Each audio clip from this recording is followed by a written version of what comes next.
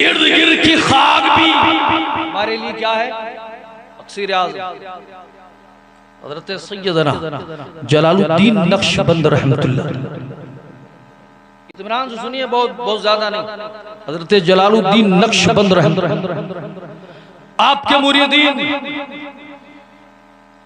आपके कमरे की दरी गली में लाकर झाड़ रहे, और उस वक्त बसरा का हाकिम आया था।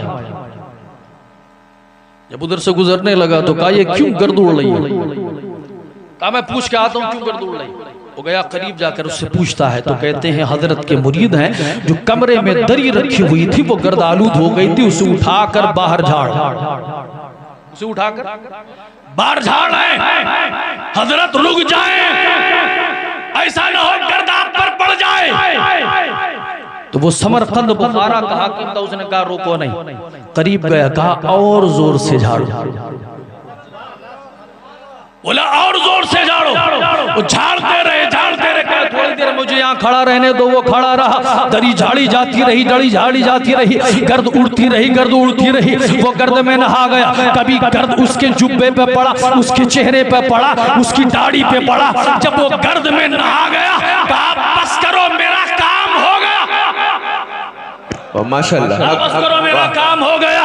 अल्लाह अल्लाह। अब जब उसका इंतकाल होता है, किसी ने ख्वाब में देखा और उससे पूछा, मा फ़अल अल्लाहु बिका, अल्लाह ने तेरे साथ क्या किया? तो कहने लगा, सुनो, जिंदगी भर के आमाल अजाब बनकर कब्र में आए, जैसी मेरी करीब पहुंचे आवाज आती, अजाब हट, दूर हो उससे, उसके करीब ना जा, इससे तू जला नहीं सकता।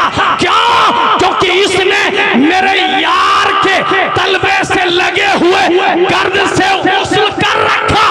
वाह वाह, नारे तकबीर, नारे रिसालत, मसलके आला हजरत, फैजाने ताजे शरीयत, फैजाने तस्लीम मिल्लत, वलमाए अहले सुन्नत, नारे हैदरी, नारे तकबीर। वाह, गर्द की वजह से रब ने उसे माफ।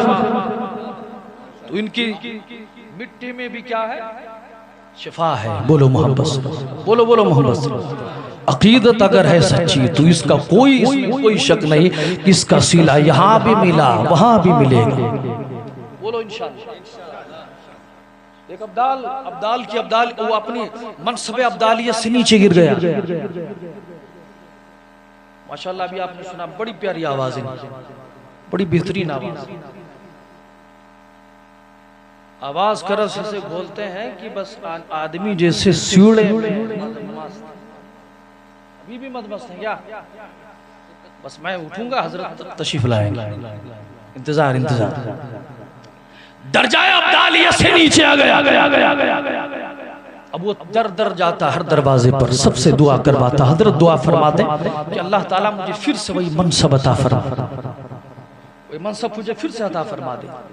360 औलिया की बारगाह में पहुंचा, मगर हर वली आंखें बंद करे, लोहे महफूज का मुताला करे और कह दे कि तेरी तकदीर में लोहे महफूज पर तुझे बदबख्त लिखा जा चुका, तुझे बदबख्त लिखा जा चुका।